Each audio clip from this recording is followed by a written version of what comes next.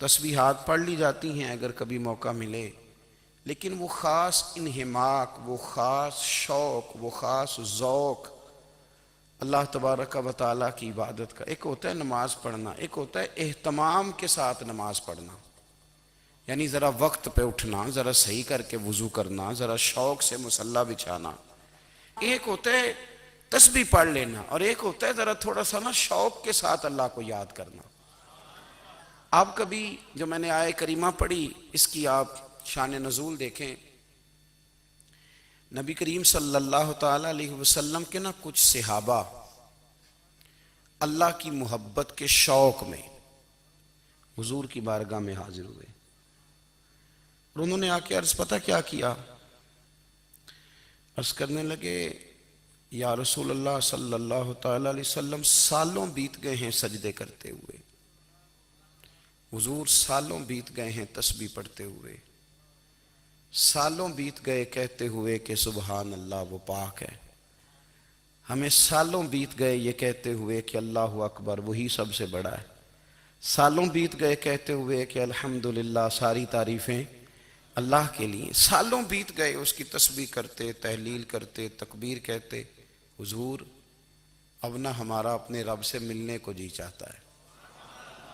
کبھی اے حقیقت منتظر نظر آ نہ لباس مجاز میں، لاکھوں سجدے تڑپ رہے ہیں میری جبین نیاز میں۔ اور اقبال کہنے لگے کہ تیرے عشق کی انتہا چاہتا ہوں، تو میری سادگی دیکھ کیا چاہتا ہوں، میرا ذرا سا تو دل ہے مگر شوق اتنا، میں وہی لن ترانی سنا چاہتا ہوں۔ میرا بھی دل کرتا ہے کہ اللہ میں تجھے کہوں میں تجھے دیکھنا چاہتا ہوں، جس طرح حضرت موسیٰ کلیم علیہ السلام نے کہا تھا، اور تو مجھے کہے کہ لن ترانی تو نہیں دیکھ سکتا، ذرا سا تو دل ہے مگر شوق اتنا، میں بھی وہی لن ترانی سنا چاہتا ہوں۔ پھر کہنے لگے بھری بزم میں راز کی بات کہہ دی، بڑا بے ادب ہوں سزا چاہتا ہوں۔ دیکھو سب لوگوں کے بیچ ہی میں نے یہ کہہ دیا۔ میرے عزیز صحابہ نا شوق میں، کتنے سارے لوگ ہیں آپ، کتنی ماشاءاللہ بڑی تعداد میں آپ آئیں، ہم بھی کبھی اس شوق میں گئے ہیں کہ ہمارے رب کو دیکھنے کو دل چاہتا ہے، ہمارا جی چاہے وہ کبھی ہمیں ملے، ہم کبھی اس کی زیارت کریں، اس کی بارگاہ کرم میں ہم حاضر ہوں۔ صحابہ نے عرض کیا یا رسول اللہ صلی اللہ تعالی وسلم ہمارا رب کہاں ہے؟ ہمارا نا اپنے رب کو دیکھنے کو جی چاہتا ہے۔ جب صحابہ نے یہ عرض کیا تو اللہ نے قرآن مجید نازل کیا، فرمایا وَإِذَا سَأَلَكَ عِبَادِي أَنِّي فَإِنِّي قَرِيبٌ، محبوب جب میرے بندے آپ کی بارگاہ میں آ کے میرے بارے میں پوچھیں نا تو ان سے کہہ دینا میں ان کے قریب ہی ہوں، قریب ہی ہوں۔ دلیل کیا ہے؟ آئی اذا دان، یہ جب بھی مجھ سے دعا مانگیں گے میں ان کی دعاؤں کو قبول فرماؤں گا، میں ان کے قریب ہوں، میں ان کے قریب ہوں،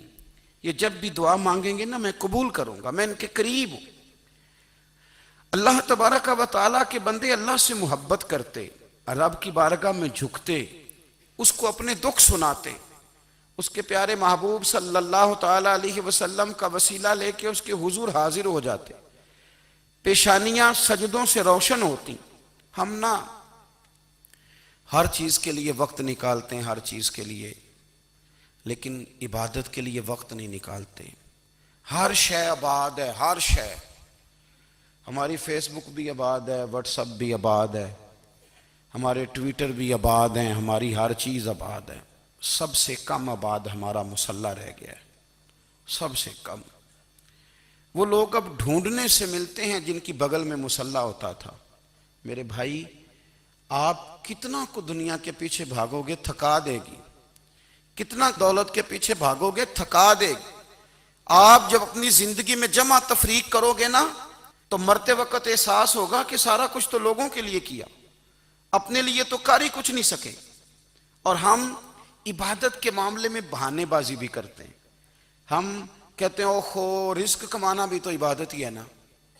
تو میں حلال روزی کے لیے جا رہا ہوں یہ بھی تو عبادت ہے نا، میری طرح کے لوگ کہہ دیتے ہیں کہ میں سویرے اٹھ کے مدرسے میں کچھ اسباق دیکھتا ہوں تو یہ بھی تو عبادت ہے، میں بیان کرنے کے لیے مطالعہ کرتا ہوں تو یہ بھی تو عبادت ہے نا، اتنے لمبے سفر کر کے ملک میں دنیا میں گھومتا ہوں تو یہ بھی تو میں عبادت ہی کر رہا ہوں۔ اب اسپیشل نفلوں کے لیے وقت کس طرح نکلے، اسپیشل کر کے تسبیح میں کیسے چلاؤں، میں سارا کچھ ہم بہانے بنا لیتے ہیں نا۔ میرا سوال یہ ہے کہ یہ ساری باتیں صحابہ کو، نبی کریم کو، دیگر لوگوں کو بھی تو پتہ تھی نا، لیکن آپ غور تو کریں، 23 سال حضور کو وقت ملا، مختصر وقت ظاہراً تبلیغ کرنے کے لیے، پوری دنیا میں دین بھی پھیلانا ہے، گھر میں 11 ازواج ہیں، 4 بیٹیاں ہیں، ان کی اولادیں، سارے کام کاج بھی دیکھنے ہیں، لیکن سیدہ طیبہ طاہرہ حضرت عائشہ صدیقہ رضی اللہ تعالیٰ عنہ فرماتی ہیں سارا دن تبلیغ کرتے، ہر غلام کے دکھ سنتے، گھر میں آتے تو اپنے گھر والوں کا خیال کرتے، کام میں ہمارا ہاتھ بٹاتے، قربان جاؤں،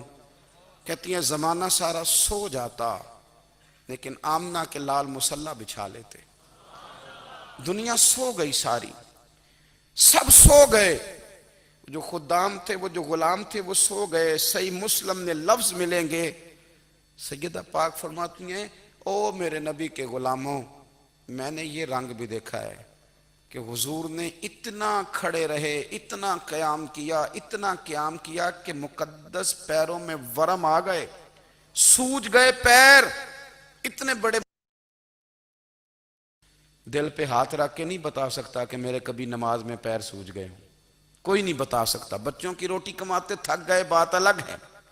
ہم سیر کرنے گئے تو تھک گئے بات الگ ہے، لیکن عبادت میں یہ بھی تو مسلم شریف ہے نا، یہ بھی تو دین ہے نا، یہ بھی تو حضور کی سنت ہے، یہ بھی تو وہ چیز ہے جو کریم کی آنکھوں کی ٹھنڈک ہے۔ سیدہ فرماتی ہیں پیروں میں ورم آ گئے، اور ساری رات ہی حضور نے نماز پڑھی اور ایک ہی آیت بار بار دہرائی۔ مسجد نبی میں بلال حبشی نے فجر کی اذان دے دی اور حضور ابھی مصلی پہ تھے، کریم فارغ ہوئے، میں نے عرض کی یا رسول اللہ صلی اللہ علیہ وسلم، آپ کے تو صدقے اللہ اگلے پچھلوں کے گناہ معاف کرے گا، تو آپ اتنی آہوزاری کیوں فرماتے ہیں؟ آپ تو شفیع ہیں، آپ تو انبیاء کے امام ہیں۔ تو حضور نے فرمایا عائشہ تم نے گنوایا ہے نا میرے اللہ کی مجھ پر کتنی رحمت ہے، افلا اکون عبدا شکورا، فرمایا اگر اس نے اتنی نعمتیں دی ہیں تو کیا میں اس کا شکر گزار بندہ نہ بنوں، میں شکر گزار بندہ نہ بنوں اس کا؟ پھر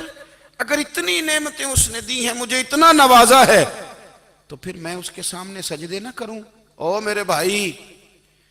بڑے قابل فخر لوگ ہیں ہم کہ ہم نبی پاک کے غلام ہیں، ہم قابل فخر ہیں کہ نبی کریم کے غلام ہیں۔ کیا کبھی اس غلامی کے شکرانے میں بھی 2 نفل پڑھے کہ یا اللہ تیرا شکر ہے تو نے ہمیں حضور کا غلام بنایا ہے؟ یاد رکھیں کہ اپنی روحانی زندگی کو آباد کریں، استغفار پڑھیں، تسبیحات کریں۔ حضرت